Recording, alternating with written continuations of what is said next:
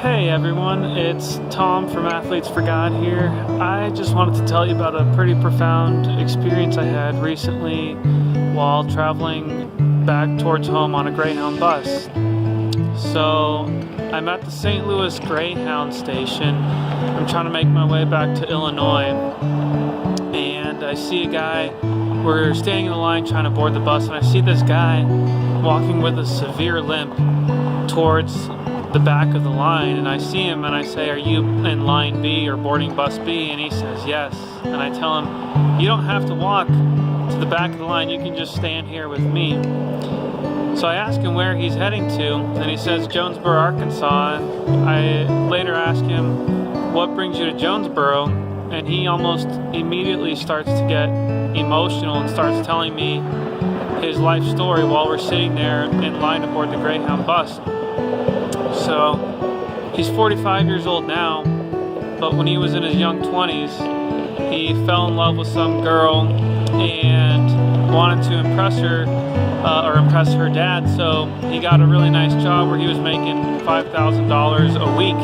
So that's $250,000 a year. He was making a really nice life for him, and he obviously won over the dad and the girl because he got engaged to her.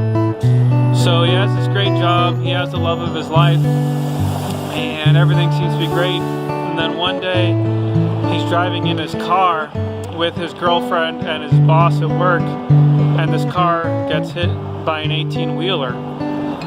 And the fiance dies, and his manager dies, and the only one who's still alive is him. And his life immediately takes a downturn. He can't hold his job anymore because he lost the front lobe of his brain.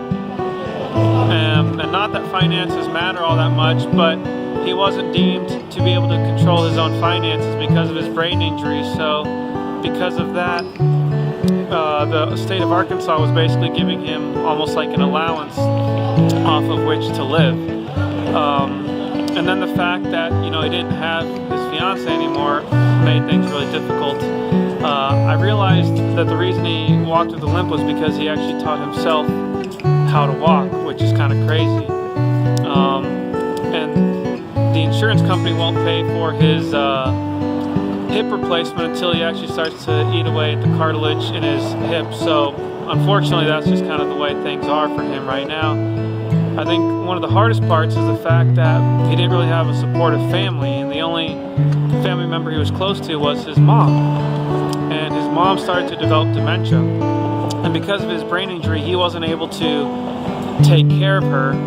And so his brother became the caretaker, and his brother has a completely different personality. And so the brother actually basically blocked access for this man to see his mom.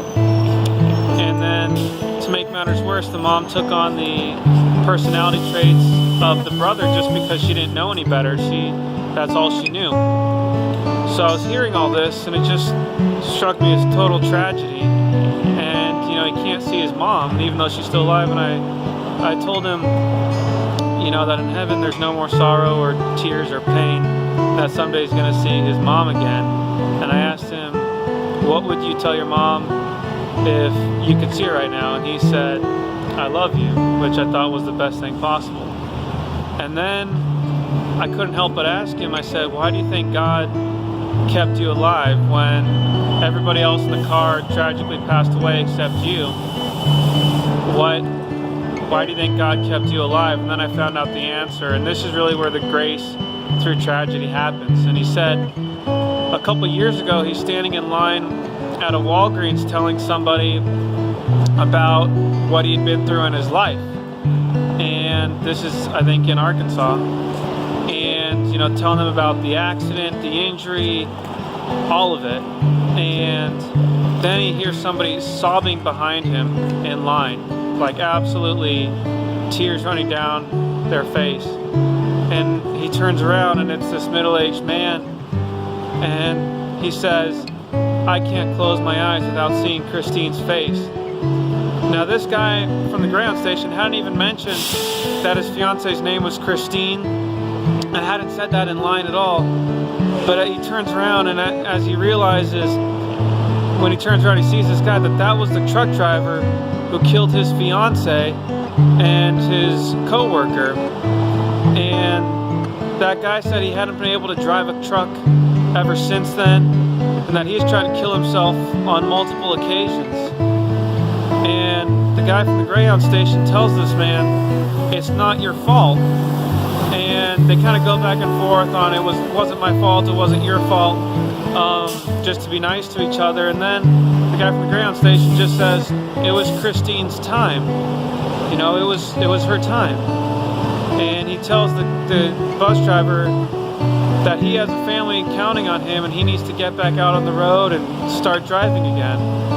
And it just goes to show that even in the worst situations, God can turn it around into something beautiful. And if you're still here on earth, it's because God has something great still here for you to do.